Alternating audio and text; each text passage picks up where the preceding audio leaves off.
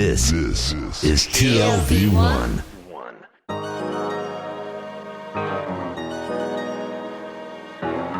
The Tel Aviv Review with Gilad Halpern.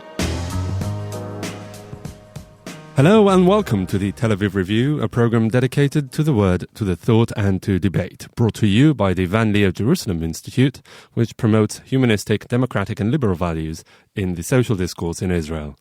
I'm your host Gilad Halpern, and every week I'll be engaging in close encounters of the intellectual kind with writers and scholars, or simply people of ideas of all types and vocations who have done something to make our lives a tad more interesting. My guest today is a historian of Judaism at Tel Aviv University, whose main focus of research is a curious 17th century Jewish theologian and mysticist called Abraham Miguel Cardoso, who was associated with the contemporary Sabbatai movement, perhaps the most influential messianic movement in the history of Judaism since Jesus Christ. Dor Saar, hello and welcome to the Tel Aviv Review. Hello, thank you. Nice to be here. So, Cardoso was a devout follower of Sabbatai Zevi, probably the most famous false messiah in Jewish history, who swept thousands across Europe who believed redemption was nigh.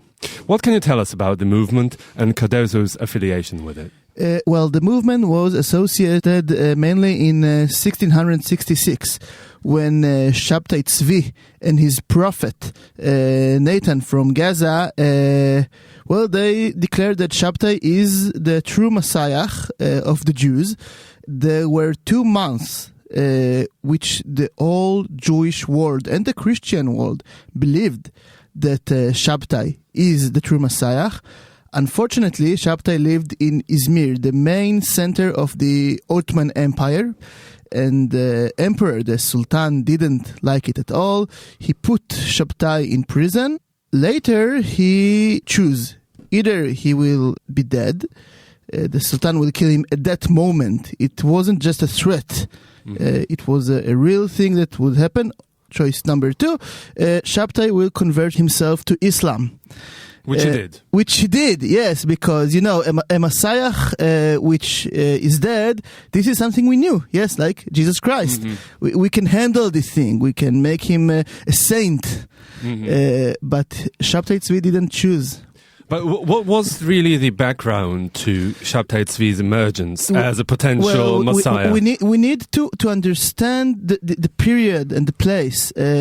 We're in a time, the 17th century in Judaism, it's a period when the Kabbalah, yes, we call it the Kabbalah, not all the Kabbalah of a specific man, of Ha'ari, Rabbi Isaac Luria.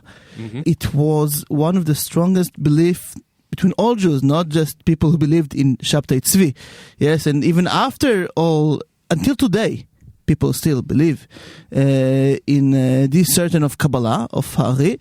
And it's a period, Sabbatai Zevi wasn't the only man who thought himself will be the Messiah. I think that the interesting question that we still don't have quite answered it is why from all the people it was Sabbatai Zevi, messianism, who was so that's strong. That's exactly my question. This is a great question. Well, many people try to answer that question. Yes, maybe he was just the right man in the right place, in the right time. We need to remember also Natan. If Sabbatai Zevi was not a regular type, Gershom Sholem, the greatest scholar, said that Sabbatai was manic depressive. Mm-hmm. I don't know if he was manic depressive, but he wasn't a regular man, and Natan was a brilliant man who's written many books.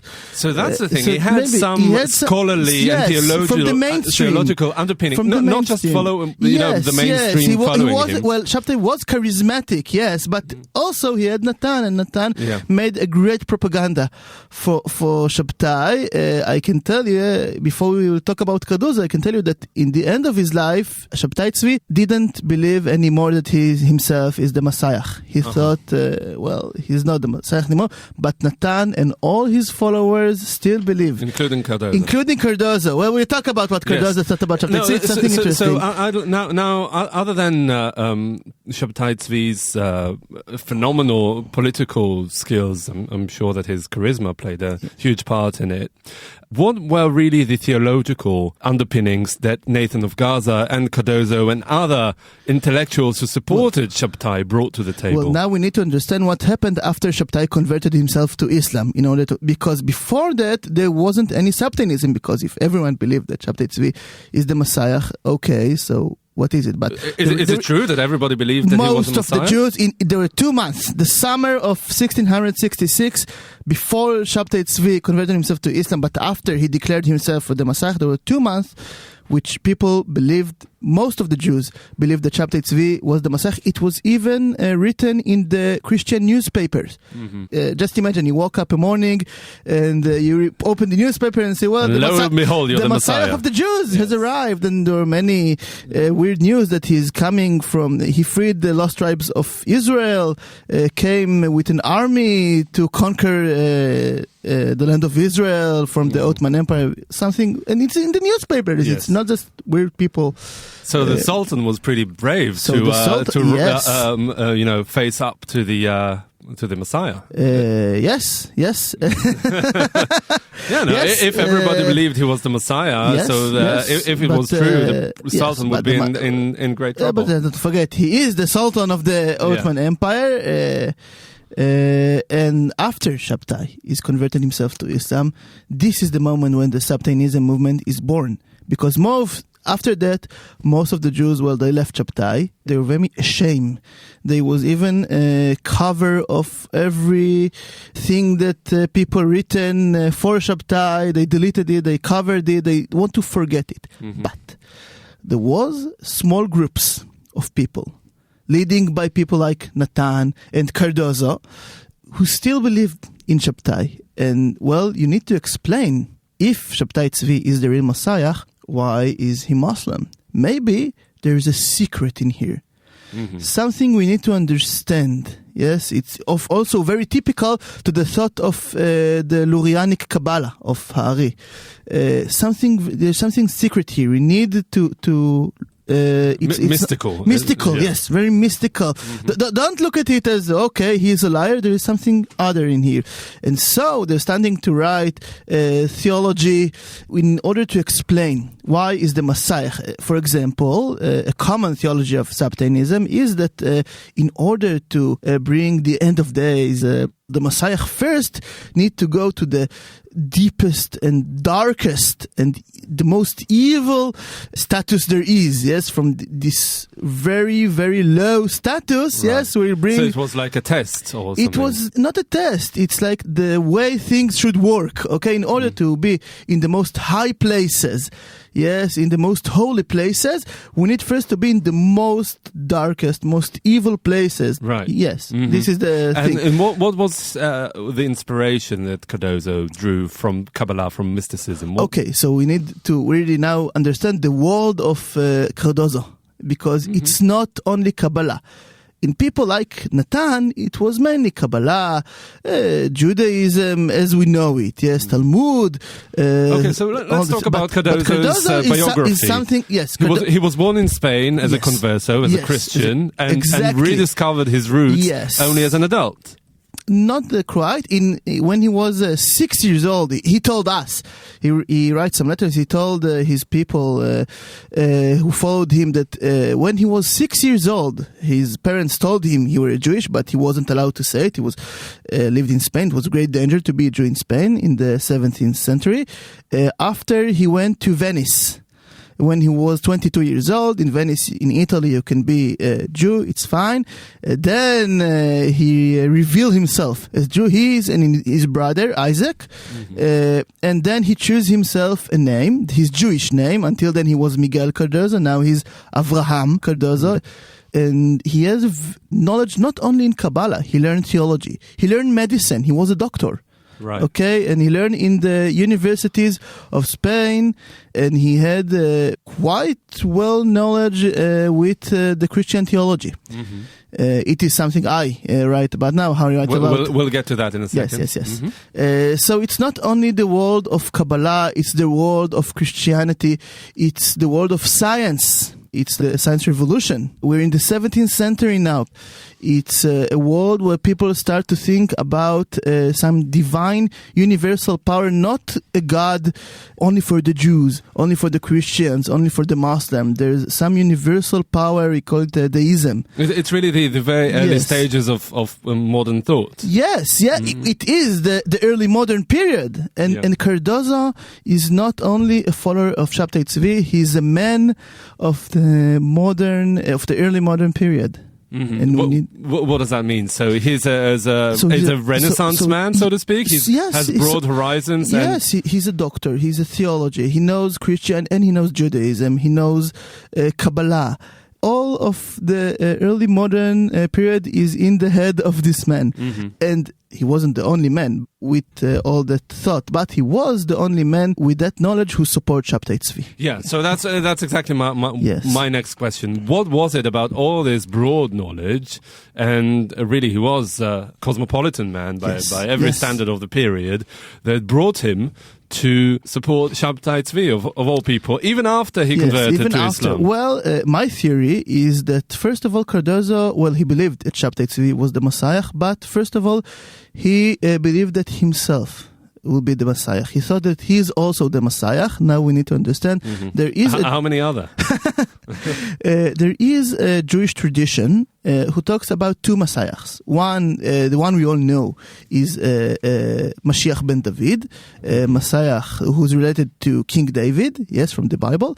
And the other one is Mashiach ben Yosef, of Joseph, also from the Bible. It's related to, in the Bible there are two kingdoms, kingdom of Judea and kingdom of Israel. Mm-hmm. So there need to be two Messiahs, the Messiah of David, King David of Judea, and Messiah Joseph or Ephraim of Israel kingdom. Now there is tradition that talks about that before Mashiach ben David, the Messiah we all know will arrive, Mashiach ben Yosef will be killed.